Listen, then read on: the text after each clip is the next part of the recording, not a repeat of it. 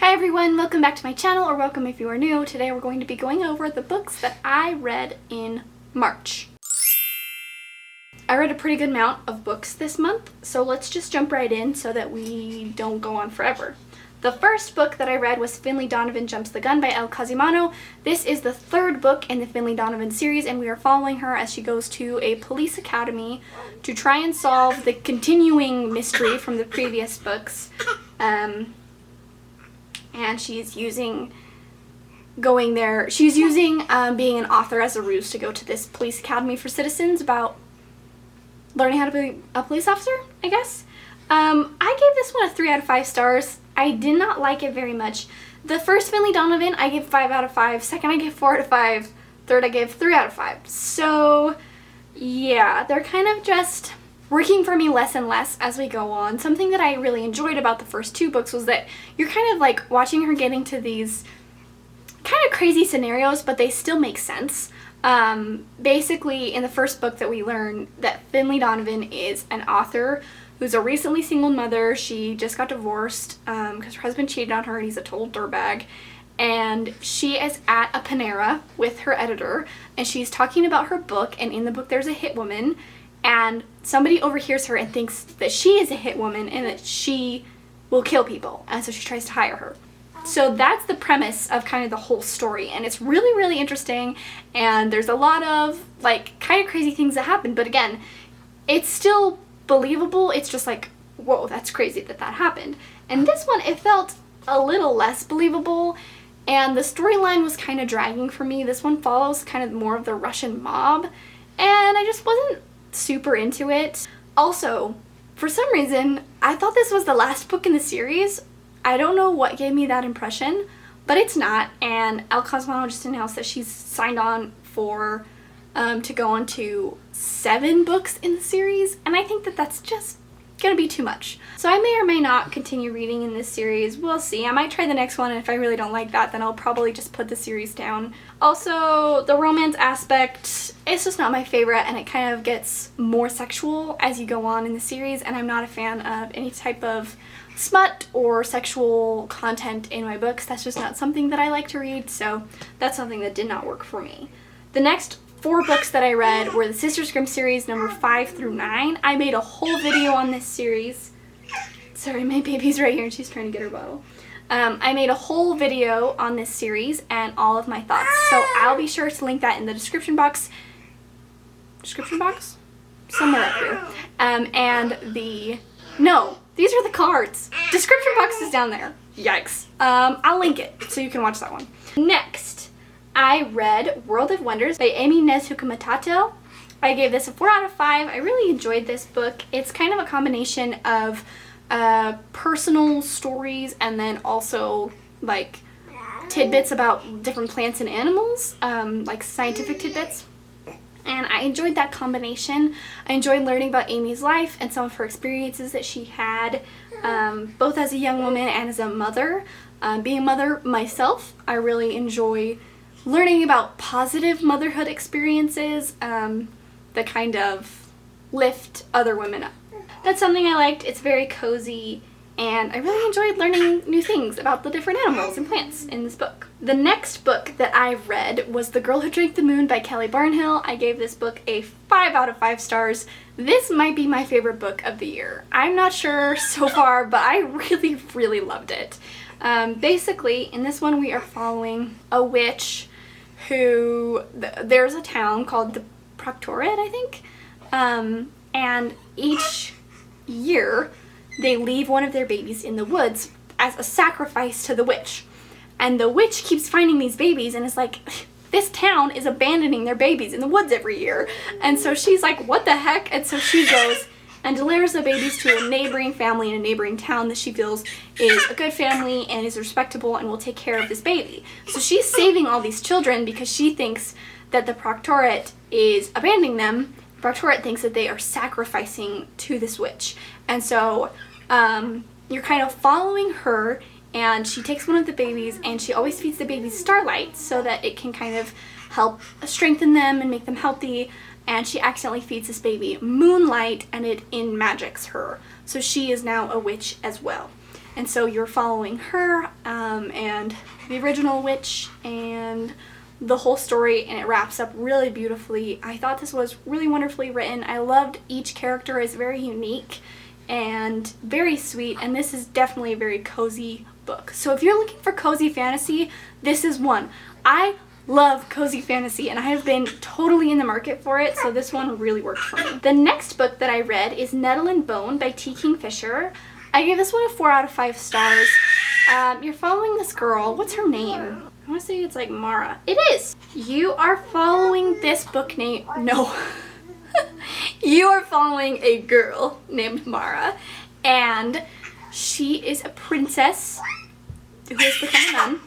Her sisters have been married off to this prince, and they are dying, and her sister is like constantly pregnant, and she feels like she needs to help her family. So you're kind of going on this journey with her. I did enjoy this book. I don't know why people say it's cozy fantasy though. Like, a lot of people have suggested this as a cozy fantasy read, and I'm not sure which part of it's cozy, because she's like going on a journey to murder somebody, and like she's like with this lady who is kind of a witch lady, and she's called the Dust Wife, and I really liked her character. She's very sassy, so I enjoyed reading from her. They go to a goblin market. That part's fun. Yeah, but I didn't think it was super cozy, but it was a really good fantasy, so I did really enjoy it. There was a good amount of romance that wasn't too much romance for me, because again, don't like smut, so there wasn't any of that. It was clean. It was just like a little bit of a slow burn, a little hint at a romance, and that's what I enjoyed. The reason I knocked this off a star is because the main character is in her 30s, but she really reads like a teenager, and she's pretty immature, and so it was hard for me to believe that this woman was in her 30s, because I'm in my 20s, and I don't think I would behave like that or think like that in some of the scenarios that she behaved and thought like. Anyway, but overall, I did really enjoy it. And because I really enjoyed it, I picked up another book by T. Kingfisher, which is A Wizard's Guide to Defensive Baking.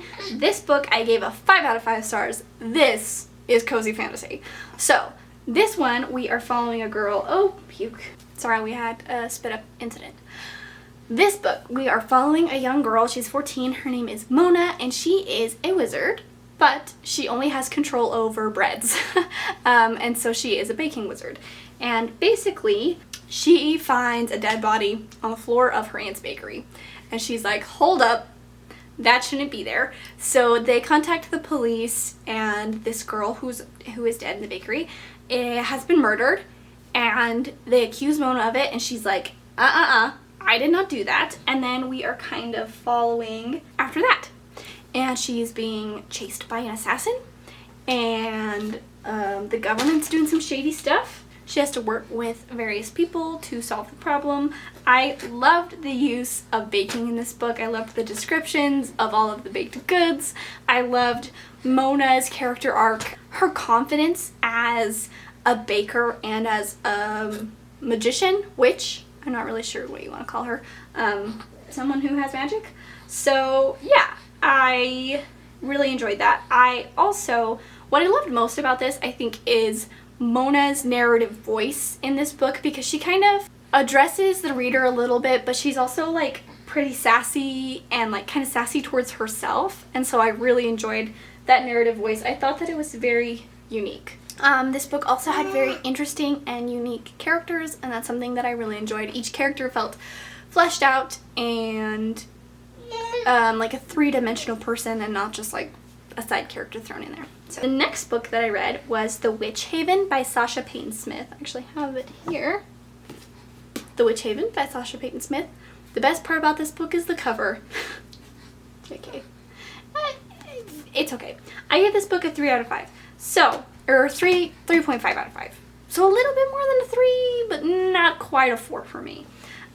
Basically, we are following a young woman named Frances, and it's 1911. She's in New York City. She's working as a seamstress, and wouldn't you know it, her boss tries to assault her, and her shears end up in his throat. And she's like, how did that happen? And she finds out that she's a witch. Yay. So basically, these people come and say that she has tuberculosis and she has to go to a sanatorium, and she's like, I'm about to be arrested for murder, and they're like, come with us, you have tuberculosis. And she's like, I don't have tuberculosis. She's like, they're like, yeah, come with us, you have tuberculosis. She goes to the sanatorium. Not a sanatorium. It is actually a school for witches called Haxahaven Academy. So basically, the most part of this book is you're following her trying to solve the murder of her brother. I think that this book had an interesting setup, but it was more about the murder of her brother than anything, and the magic didn't have a lot to do with it, except for when it really did. And there's kind of the trope in here of like the main character being the most powerful person, but there's no explanation as to why. So that's something that I didn't really love. The other thing that kind of bothered me about this book is that it felt like the representation in it was like token representation. And what I mean by that is the characters had certain traits that would qualify them as representing the LGBTQ community and the indigenous community, but it felt like they were only thrown in there to be representation, and their characters were not fleshed out, and they were very two-dimensional. That's something that bothers me because I don't think that representation is a bad thing.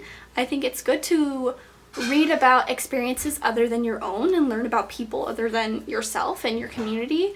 However, I think that if an author is only putting that representation in to check a box, then it totally defeats the purpose, and it just, I think, lowers the quality of the book, at least for me. So that's something that did bother me about this book. I will say there was a fairly good plot twist in here. I saw it coming, but not for a long time. I only saw it coming like pretty soon before it happened. So yeah, there is another book in this series, but I don't think I will be reading it. This is The Witch Haven by Sasha Payton Size. 2 more books. Pride and Prejudice by Jane Austen. I have a copy of it right there. I did not read out of that chunker. I listened to an audiobook of Pride and Prejudice. This is a reread for me. 5 out of 5 stars. I love it. Amazing, classic, wonderful. Some people, I think, are nervous to read this because they're afraid that since it's a classic, it will be hard to read. I think it is very accessible, especially if you listen to the audiobook. I hadn't done that before, and I really enjoyed it this time. There was one more book that I read this month, but it's a secret, so I'm not going to tell you. Till later! So subscribe and stay tuned to learn what that book was and what my feelings were about it. And I'll see you in the next one.